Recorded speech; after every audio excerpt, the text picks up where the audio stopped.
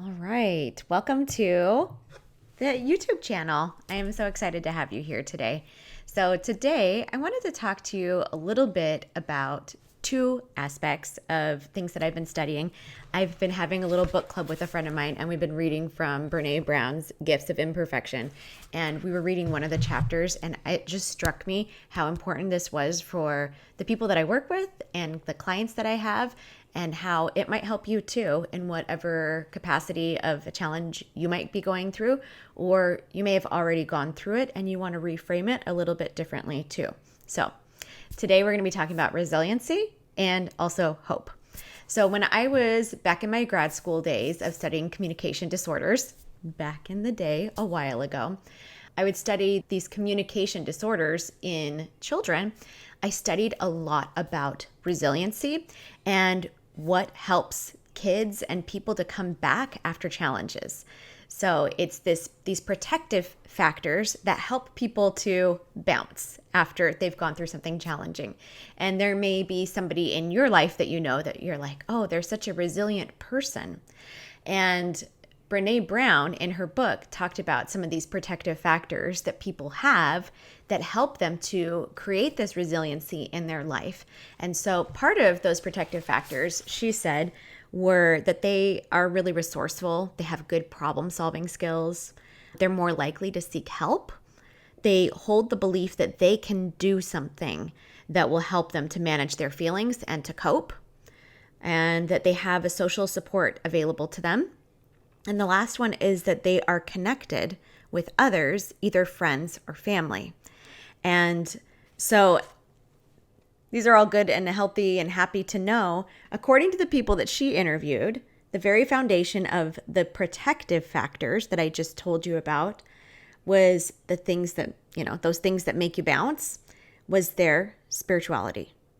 And this kind of shocked me because I feel like we do live in a world where spirituality is maybe not as valued as it maybe was in the past. And I'm not talking about a certain theology. I'm just talking about this ability to believe and that there's something bigger than yourself, and and actually I'll just read her quote because it puts it beautifully. She says, spirituality is recognizing and celebrating that we are all inextricably connected to each other by a power greater than all of us, and that our connection to that power and to one another is grounded in love and compassion. Practicing spirituality brings a sense of perspective, meaning, and purpose in our lives. So I thought that was so fascinating. This was something that she kept finding over and over again in these stories of people that were living these wholehearted lives, was that they were grounded in this spirituality. And I can tell you too, after my transplant experience, it was fascinating how connected going through something so challenging helped me to feel to a community of people that maybe I hadn't seen in a decade, or that it was a friend of a friend that was saying a prayer for me. It helped me to really feel grounded and connected in that love and that compassion, even though I was going through something really challenging. So recently, I met virtually with two different kidney transplant recipients, and they are people that I would call highly resilient. One of them's a school teacher in Texas, and the other one is a kidney disease advocate. And both of them described an experience of surrender and trusting in God during some of their most challenging times.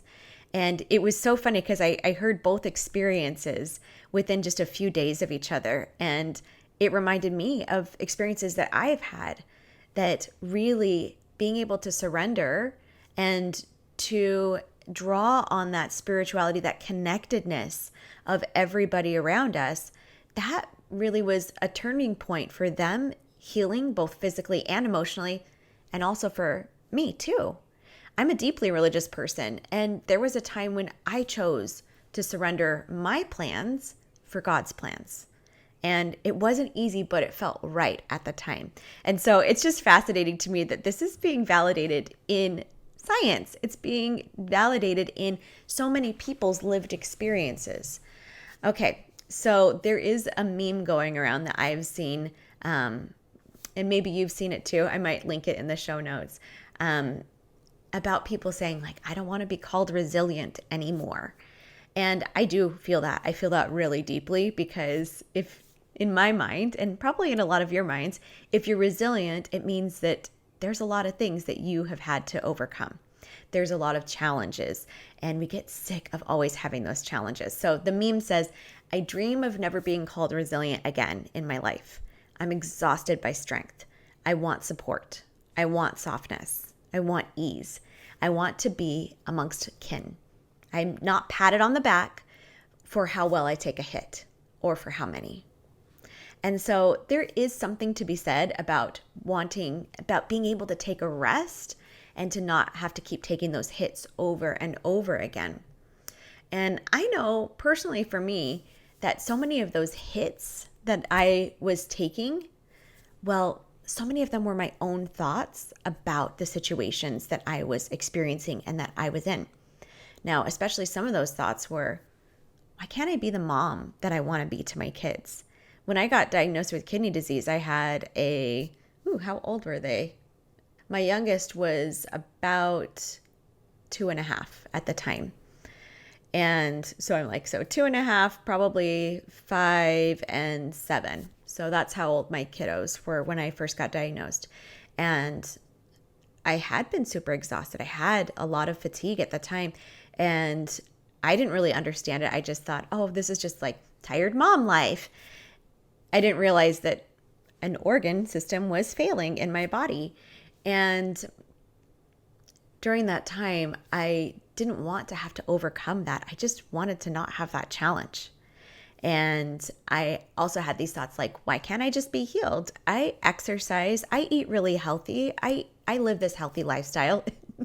It's so funny now looking back because, yes, I did the outside version of living a healthy lifestyle. I did all those outer actions, but my inner world was a complete disaster area. I was stressed to the hilt all the time over things that I really didn't need to be stressed out about. And now I look at them so differently. But I had to be resilient and keep overcoming those challenges of these thoughts. And it seemed like for a great while that there was always another challenge right around the corner. Even after I got my transplant, I felt like that the transplant would heal a lot of things. I knew that it would be difficult, but it wasn't as challenging as I thought it was. It was more challenging than I thought it was going to be. And so I really resisted getting a transplant, but I believed that things would be better after I got one. And for a long time afterwards, it didn't get better. I had what is called a sleepy kidney. I had delayed graft function for a long time. I didn't go on dialysis, but I was feeling the effects of being very close to going on dialysis. And I got much sicker after my transplant until I started to get better several weeks later. And then 6 months after my transplant, I was hospitalized again for a virus that my kidney gave me. And then 6 months after that, I was hospitalized again for catching a mystery illness that ended up with me being in the hospital.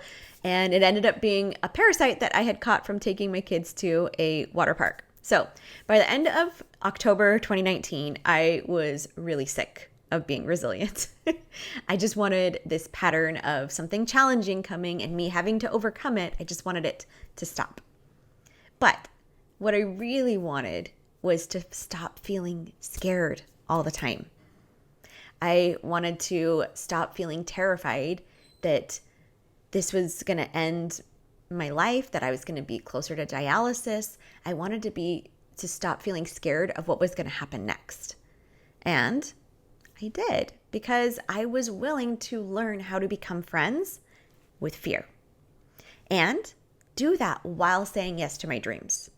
So I stepped out of that last hospitalization in the evening, and they discharged me from the ER, and I was able to go to one of my very favorite band's concerts that very night. And then I started work the next morning. I was out late, an hour away at the concert. And the very next morning, I started my very first day as a speech language pathologist after being a stay-at-home mom for over 10 years.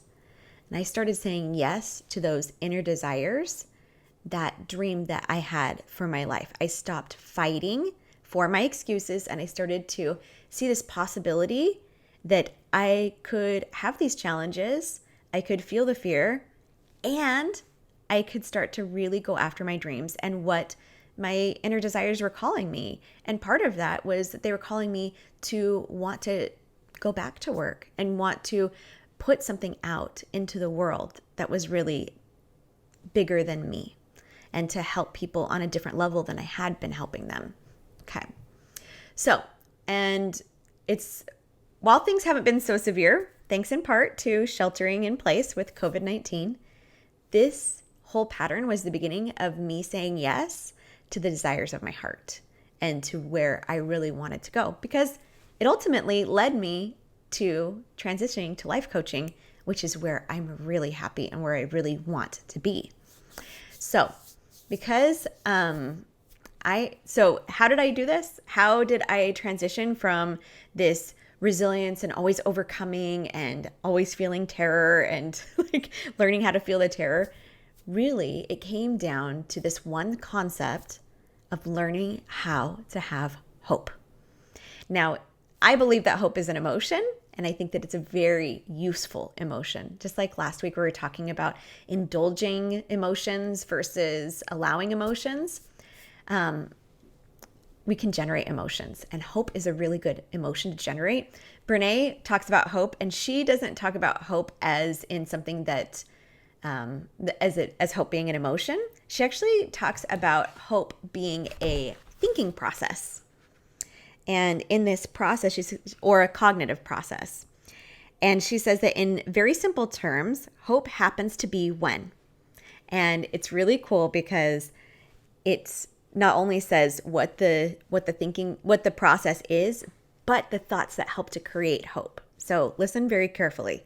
So hope comes up when, one, we have the ability to set realistic goals. And the thought for that, so that would be the action, being able to set a realistic goal. If you go back to the self-coaching model, whatever the goal is, that's our dream, our desire, that's our circumstance. And then we have this thought. This is a thought that she gives. I know where I want to go. That thought creates hope, the emotion of hope. And then from that emotion of hope, it creates the action of being able to set realistic goals. And then all of the action steps that you take in those realistic goals in order to create the result of having that goal achieved. Okay. The second thing for hope is that we're able to figure out how to achieve these goals, including the ability to stay flexible and to develop alternate routes. So part of when we look at that component, placing that in the self-coaching model, being able to figure out how to achieve those goals also goes in the action line. Staying flexible stays in the action line. And it comes from that emotion of hope and thinking. Here's the thought that she gives. I know how to get there. I'm persistent. And I can tolerate disappointment and try again. I just love this so much because here we go. We have the answers. Here's the thought. When I believe the thought, I'm persistent and I can tolerate disappointment and try again, generates hope for me. And then in my action line, I am flexible and I am able to open up my mind and to think about different ways to get that outcome that my heart is desiring. Okay, last one is we believe in ourselves. And it's so funny because you might think, oh, I believe in myself. That's a thought. And it can be. You could put that in the thought line. But it's also an action. Believing in yourself is an action you take, and it's an action you can take every single day. So, and the thought to create that belief of I believe in myself is I can do this. And I love this so much. So we've got this circumstance, whatever your goal is. Say your goal is to lose 5 pounds. Okay, got that goal in my circumstance. I have this goal. It's a fact, it's neutral. And then when you really generate this thought, this intentional thought, or if it's unconscious, really be just feeding into that unconscious belief of I can do this. It can generate several feelings, but one of them is hope. And then as you have that hope, that creates that action of believing in yourself, taking the steps forward that you need to, and then also creating the result of getting closer to your goal or achieving your goal of losing the 5 pounds because of the actions you've taken from feeling hope. So that's why I just love hope so much. I love that hope is, it's so funny. I've heard the quote before, hope is not a strategy, but Brene is like, actually, like it's totally a strategy. Hope is a strategy because we so often we'll let fear take over. We'll be scared and we won't know what to do next. And so hope is one of those beautiful emotions that actually brings us closer to where we want to go. So here's those 4 thoughts to generate if you want to be feeling some hope today. If you want to feel hope today, here is what to start going all in on believing. I know where I want to go. Even if you don't, like once you start asking, where do I want to go? And then really believing, I know where I want to go, there's hope. So number 1, I know where I want to go. Number 2, I know how to get there. I'm persistent and I can tolerate disappointment and try again. And 3, I can do this. All right. I hope that has helped you with being able to generate a little bit of hope today. As much as I talk about allowing and processing the negative pieces, the so-called negative parts, there's no negative emotions, but some more of those uncomfortable feeling emotions, it allows room for some of those more fun emotions. And I feel like hope is one of the most fun emotions that you can generate. Okay, I hope that you have a great day and I will see you again soon.